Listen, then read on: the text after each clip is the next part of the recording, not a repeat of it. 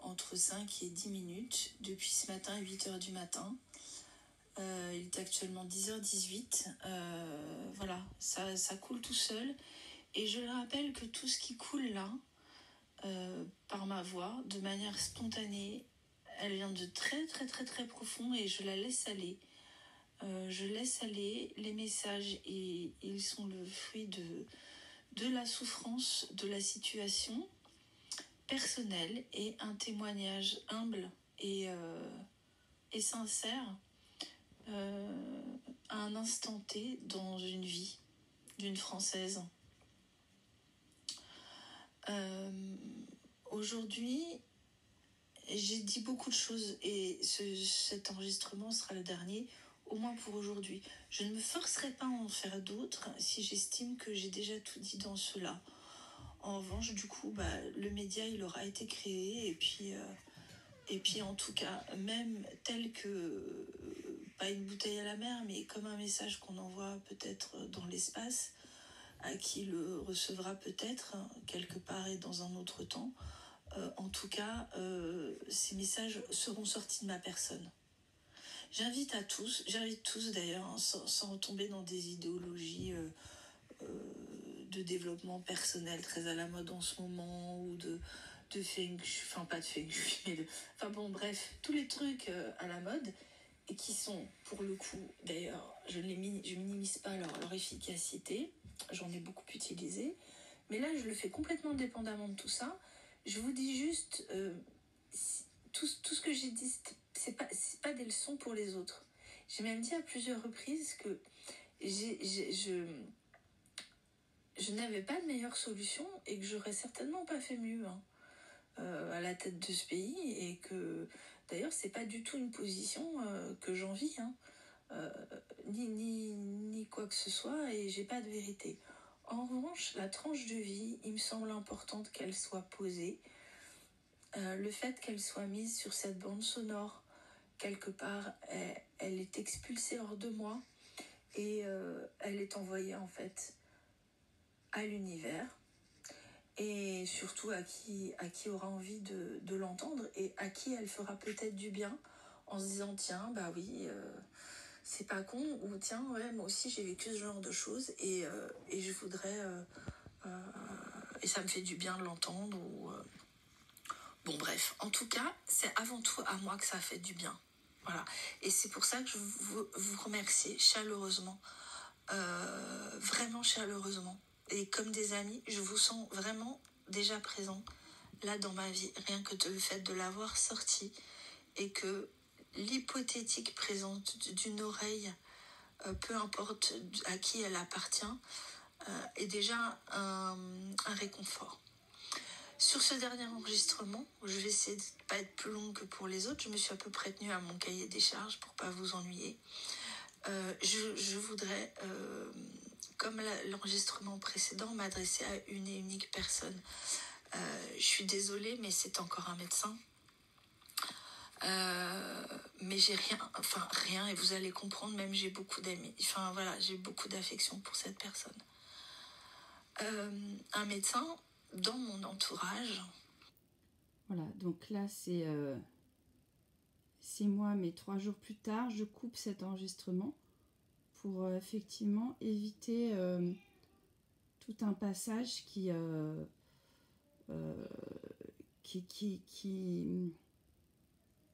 identifie en fait cette personne. Voilà, je remets l'enregistrement. Qui en fait, depuis quelques mois, une seule fois d'ailleurs, seulement une seule fois en quelques mois, on a été amené à discuter effectivement de ma décision de ne pas être vaccinée. Et à l'époque, bon, déjà la pression sociale était beaucoup moins forte, mais pour autant, il me semble que la pression médicale l'était presque autant qu'aujourd'hui. Bon, peu importe. Dans le cadre des affaires qu'on a en commun, puisqu'on a une action commune, voilà, on a un truc qu'on mène un peu ensemble. Dans ce cadre-là, il me dit, donc la première fois,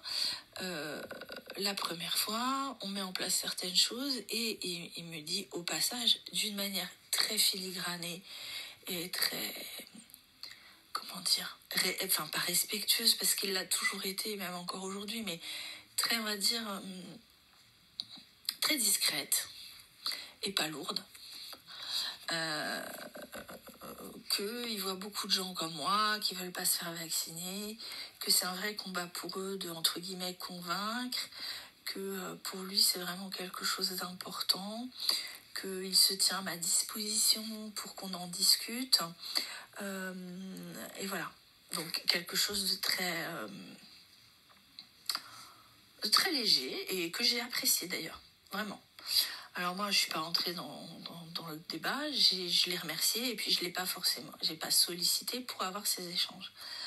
Aujourd'hui, dans le cadre de nos actions communes, il se trouve qu'on est amené à en reparler, forcément, parce que si demain l'obligation vaccinale a cours dans notre pays, forcément, il n'est plus possible que je participe à l'engagement que j'avais pris et qui effectivement me sera impossible de faire si je n'ai pas le vaccin. Et en fait, à la fin, alors je sais pas si c'est parce qu'il est fatigué ou parce que vraiment il a une position, même si c'est quelqu'un de très bien humainement, une position de plus en plus radicale sur le sujet de la non-vaccination et de la vaccination et de la liberté des gens à le faire. On a pour le coup eu derrière là un échange qui, pour moi, a été un échange qui, au final, a été très, très, très infructueux pour moi. Le pauvre, parce que c'était pas du tout le but qu'il poursuivait. Je vous explique. En fait, moi, je suis, comme vous l'avez compris, droite dans mes bottes, pas par principe, pas par opposition, droit dans mes bottes par rapport à des spécificités de mon être profond et de ma santé et de ce que je considère. Bref, peu importe. Donc, partant de là, et en plus, il le sait plus ou moins, que c'est de cette nature-là ma position. Et partant de là, on a fini notre conversation, une fois qu'elle était aboutie sur le plan organisationnel, qu'on avait parlé de comment ça allait se passer et tout. Pendant très longtemps, et beaucoup plus que la première fois, m'a amené à remettre en cause, m'a demandé à remettre en cause mon choix d'être non vaccinée, et pour mon bien, et j'ai bien encore une fois dit que c'était pour mon bien, rappeler tous les dangers auxquels je m'exposais, en m'expliquant lui son quotidien aujourd'hui à l'hôpital.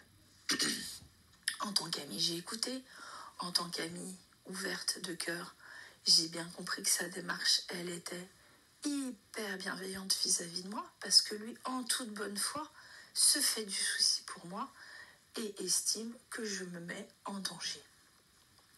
Et c'est bien me mettre en danger. Il a appuyé là-dessus. Il n'a pas été chercher des arguments sur c'est pas responsable ou je sais pas quoi. Eh bien, mon cher ami, merci de te préoccuper de moi, mais ton action, et je sais que si tu te reconnais, tu vas être mortifié de l'apprendre, ton action, en fait, a augmenté mon angoisse. Penses-tu, puisque tu connais ma situation, penses-tu que faire monter mon angoisse est aujourd'hui la meilleure des choses pour me faire vacciner, pour me faire changer d'avis et tout simplement pour améliorer ma santé? De grâce, laissez-moi en liberté. C'est tout ce que je demande. La liberté, voulez-vous? Et ça, je le demande pas à cet ami parce qu'il n'allait pas dans ce sens-là, mais là, je le demande à Emmanuel Macron. Est-ce que vous me laissez tranquille si aujourd'hui, même si j'ai 40 ans et plusieurs enfants, si demain, je vais jusqu'à écrire une lettre pour dire que je ne souhaite pas être réanimée en cas d'hospitalisation? Est-ce que si je vais jusque-là, vous me laissez tranquille? Parce que je suis à deux doigts d'aller jusque-là, Aujourd'hui, c'est une personne qui vous parle qui a été jusqu'à faire exprès d'attraper le Covid. Pour être tranquille, est-ce que vous allez me pousser, pour être tranquille, à aller jusqu'à écrire une lettre pour dire que je ne veux pas être hospitalisée ni réanimée? Je vous laisse expliquer ça à mes enfants, chers messieurs et madame du gouvernement.